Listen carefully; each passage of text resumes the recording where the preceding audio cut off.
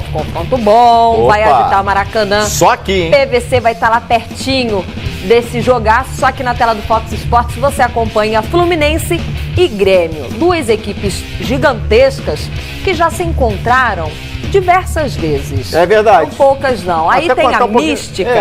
Vamos contar essa historinha um pouco, de né? quem leva melhor, quem não leva. A produção vai colocar aqui na tela pra gente. Vamos passear primeiro aqui com a nossa câmera para mostrar a grandeza desse confronto. Desses confrontos, né? Já são vários. Vamos lá, Calheiros, o encontro de Fluminense e Grêmio na Copa do Brasil. Em 2001, teve oitavas de final. Aí a gente está vendo aqui os resultados, os placares, né? O primeiro jogo em Porto Alegre foi 1-0 para o Grêmio, 0-0 no Maracanã, deu classificação do Grêmio. Marcelinho Paraíba. Marcelinho Paraíba, exatamente. Esse aqui é o ano, inclusive, que o Grêmio foi campeão da Copa do Brasil, sob o comando Tite. Tite era o técnico do Grêmio. Já em 2004 foi mais agitado. Oitavas também, mas olha lá, PVC 2-2 no Rio de Janeiro e em casa o Grêmio levou a melhor 4-1 pra cima do Flu. Romário fez 2 gols nesse 2-2 aí, ele jogava pelo Fluminense. E sabe o que chama atenção? Nesse ano aqui, em 2004, é o time que foi rebaixado. Pois é. Jogou a segunda divisão em 2005, que é o ano da Batalha dos Aflitos. E em 2005, com o Grêmio já na Série B, eles se enfrentaram mais uma vez em oitavas de final. E aí deu o Fluminense. Primeira vez que o Fluminense elimina o Grêmio. 3-0 no Rio de Janeiro, depois perdeu o jogo em Porto Alegre, mas apenas por 1-0. E aí no somatório deu classificação do Fluminense. Abel Braga era o técnico do Flu. Esse ano aqui, inclusive, o Fluminense perde o título pro Paulista. Exatamente. Chega a decisão da Copa do Brasil. Já em 2010, o Grêmio volta, não é à toa que é o rei de Copas, né? Ele volta a brilhar, isso já nas quartas de final, se encontraram a primeira vez aqui no Rio de Janeiro, 3-2 pro Fluminense, só jogaço, né? E aí em casa, PVC 2-0 pro Grêmio. 3-2 no Maracanã, foi a estreia do Muricy Ramalho como técnico do Fluminense. Uma derrota pro Grêmio 3-2.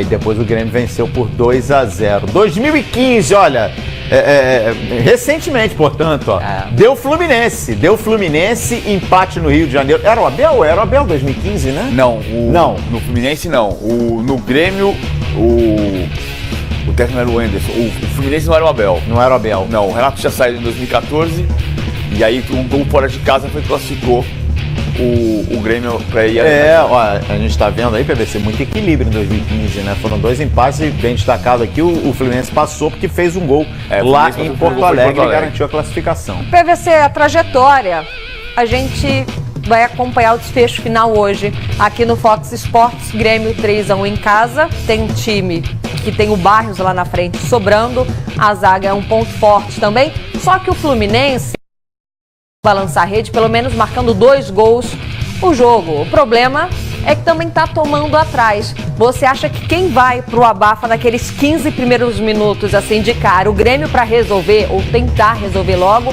ou o Fluminense para poder acalmar o jogo já marcando um logo no início? Eu não acredito nessa história de que precisa fazer um gol nos primeiros 15 minutos, assim, acho que volta e meia isso se desmente. Se desmentiu esse ano na Champions League. Sim. Mas você não espera que nenhum dos dois tente logo assim? O Fluminense vai ter a posse de bola, vai jogar com posse de bola, embora o Renato se preocupe com velocidade, então ele vai se plantar e vai tentar tirar. Quando recuperar, perder a posse de bola, vai prender e tirar a chance de velocidade do Fluminense. O Renato se preocupa muito com o Scarpa. Aliás, o Renato lançou o Scarpa no Fluminense em 2014 e tentou levar o Scarpa para o Grêmio no começo desse ano. É a preocupação principal do Renato. Se ele perdeu a bola, prendeu o time um pouquinho mais na marcação, ele tira a velocidade do Fluminense. O Fluminense vai ter a bola e vai tentar se infiltrar, eventualmente uma bola lançada por Henrique Dourado, eventualmente um tiro de meia distância do Scarpa, para tentar fazer o gol, mas não acho que precise ser nos primeiros 10 minutos. Isso vive se desmentindo. Eu lembro sempre do 5-2 do Santos contra o Fluminense em 95, em que, tem que fazer o gol nos primeiros 10. Fez aos 25 e depois tomou o gol que eu eliminava no segundo tempo. Vai pegar Barcelona e Paris Saint-Germain esse ano. O Barcelona tomou o gol do Paris Saint-Germain no começo do segundo tempo e parecia eliminado. E acabou conseguindo a virada no último instante. Você sabe que quando você falava aqui, Lívia, eu vou olhando para a linha do tempo, aí vem vindo aqui flashes de memória, né? O PVC, esse ano aqui, 2004, só pra gente puxar o gancho e chamar a matéria aqui do Fluminense. Esse ano, 2004, o Grêmio eliminou o Fluminense nas oitavas. Aí esbarra com o Flamengo do Abel Braga. e é eliminado em Porto Alegre pelo Flamengo, que seria vice-campeão da Copa do Brasil, perdendo o título no Maracanã para o Santo André. Mas eu lembro bem que o Abel estava no comando do Flamengo nessa temporada em 2004 e foi quem eliminou o Grêmio. Hoje o Abel reencontra o Grêmio, né? Mas com a missão bem mais complicada, buscando a classificação em casa. Então a gente vai conferir agora como é que o Fluminense está se preparando para essa decisão dessa noite contra o Grêmio. Por que será que o sempre falante e inquieto Abel está tão calado e calmo vendo o treino?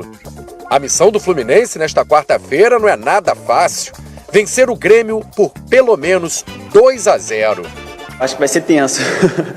Deve ser tenso mesmo, Lucas. Até porque o Grêmio não perde por 2 gols de diferença há 25 jogos.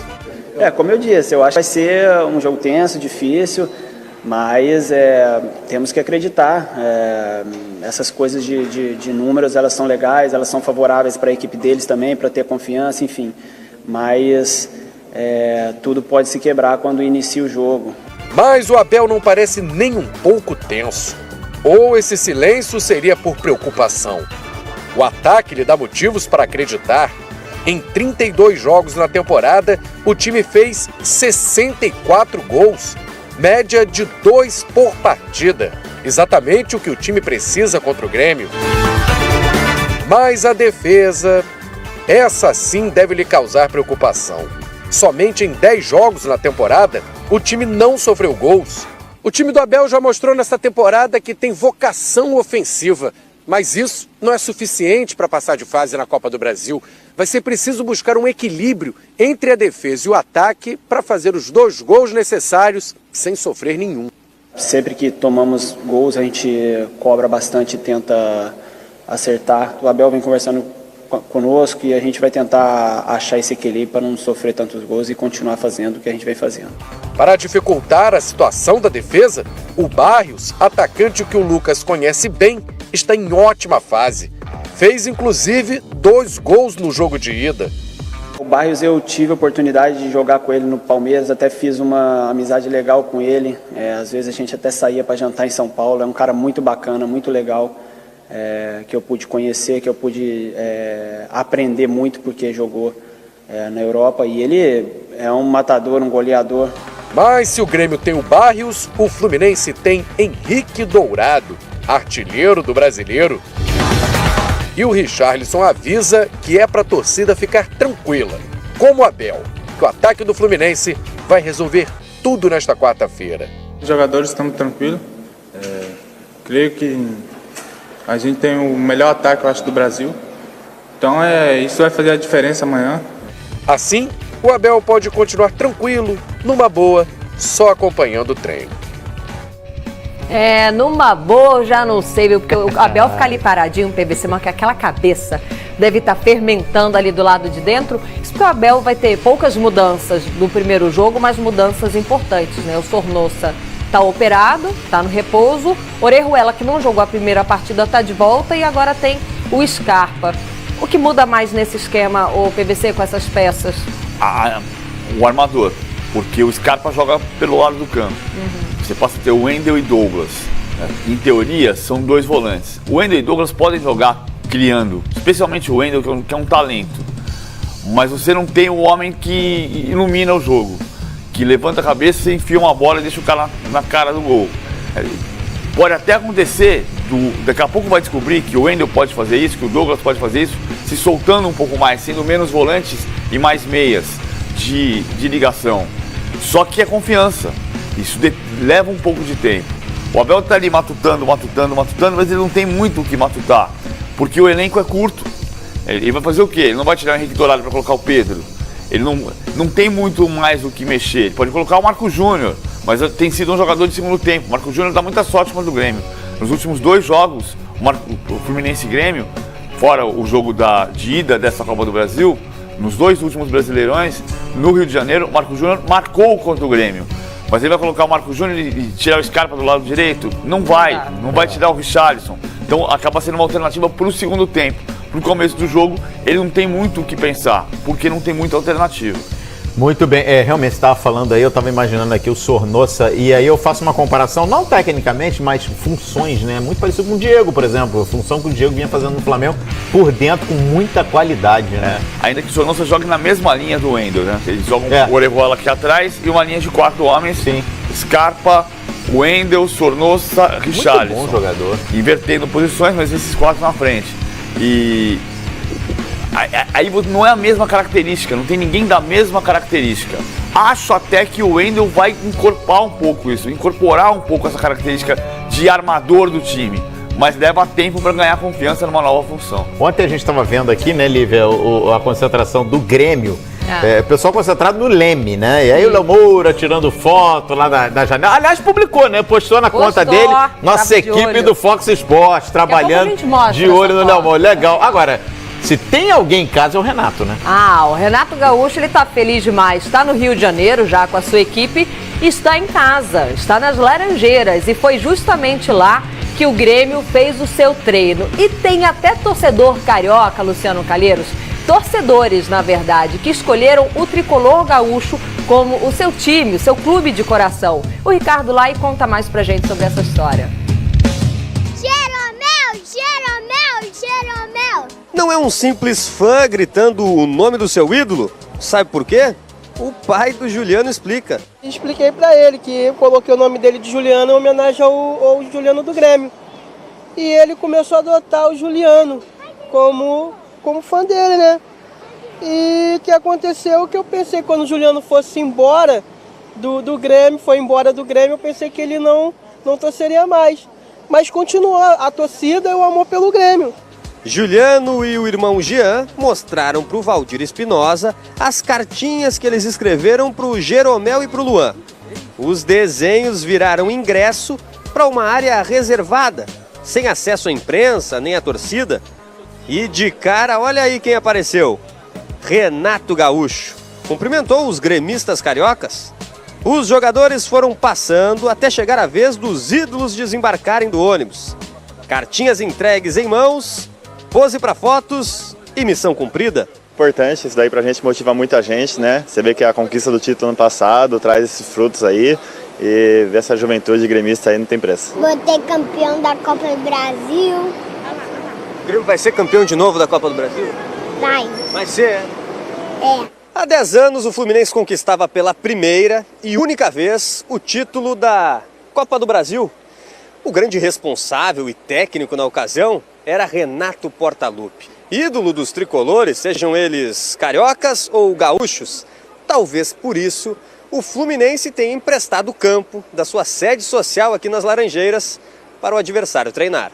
Se torna um pouco engraçado. Normalmente, quando tu vai jogar fora, tu treina no centro de treinamento do rival, né? Então, a gente dá a segunda vez esse ano que a gente treina no CT do nosso rival da partida, mas como tu falou, o futebol, a gente faz muitas amizades e dentro de campo é uma coisa e fora é outra. Então, a gente está aqui trabalhando, eles também estão fazendo a parte deles e espero que amanhã seja um grande espetáculo.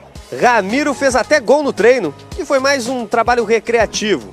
E quem não é de brincar na cara do gol é o Lucas Barrios, artilheiro do time na temporada. Em 17 jogos, 11 gols. Fez 2 no jogo de ida, 3-1 na Arena.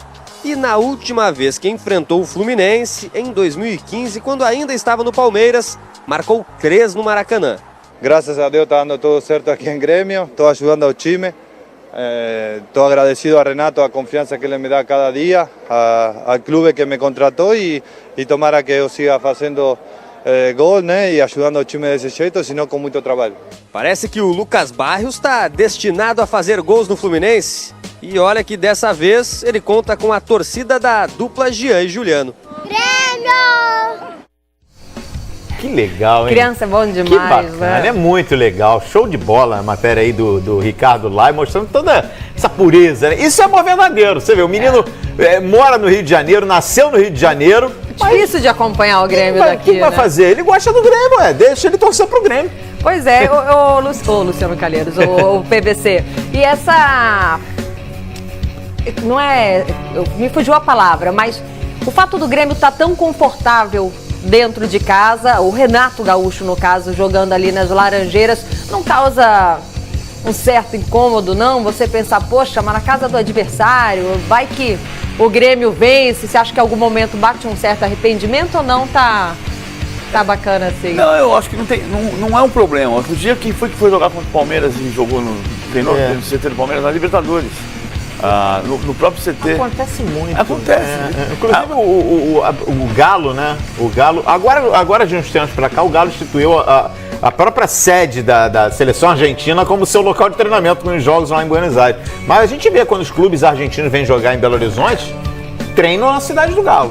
Né? Assim, não é um problema. O curioso é o Barrios, né? Que é essa sina que ele tem de fazer gol contra o Fluminense e que fez o gol que mudou a cara, o terceiro gol. Transformou, o Abel estava feliz com 2-1 e precisava fazer 1-0 só, o Barros faz um gol no final e com 3-1 traz a vantagem do Grêmio, aumenta a vantagem do Grêmio, que pode até perder por 1-0. Além daqueles 3 gols no 4-1 de 2015, o Barros fez gol na semifinal contra o Fluminense. Aquele gol de letra no Allianz Parque, a vitória do Palmeiras por 2-1, depois nos pênaltis o Price pegou. No finalzinho o Price pegou aquela bola do Fred, e depois nos pênaltis salva o Palmeiras, o Scarpa perde o pênalti.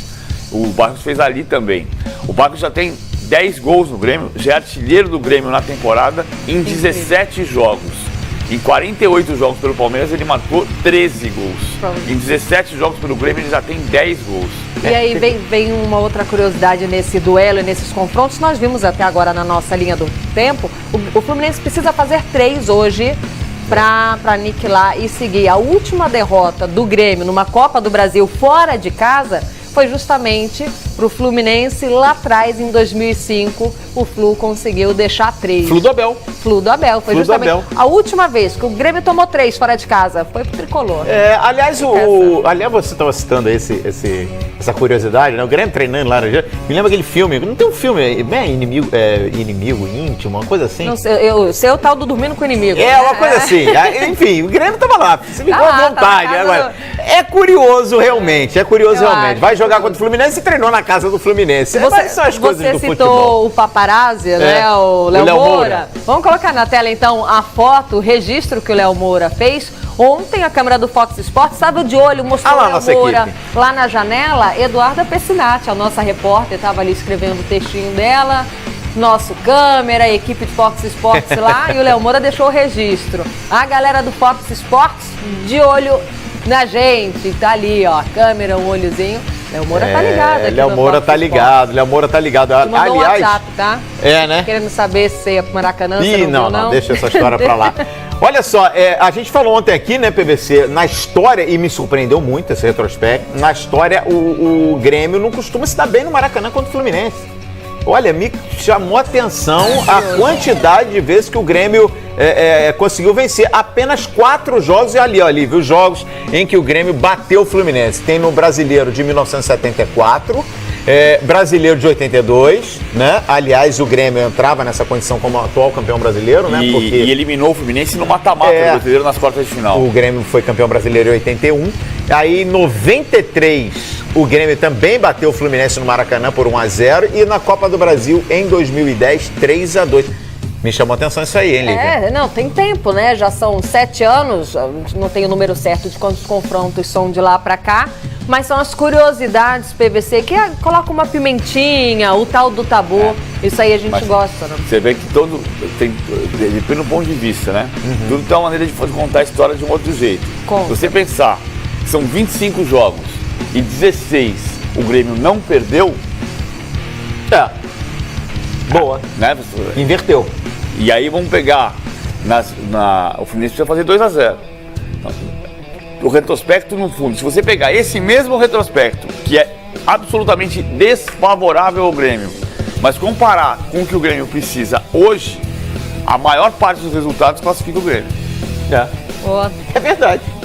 Legal, tá aí. É hoje, hein, gente? É 7h30 da noite, esse jogaço Fluminense e Grêmio. Você só assiste aqui nos canais Fox Sports, mas tem outros bons jogos aí, outros confrontos que prometem agitar essa quarta-feira. Isso porque o Palmeiras, Calheiros, precisa superar o Internacional lá em Porto Alegre, né? E o Internacional motivado porque está de técnico novo, né?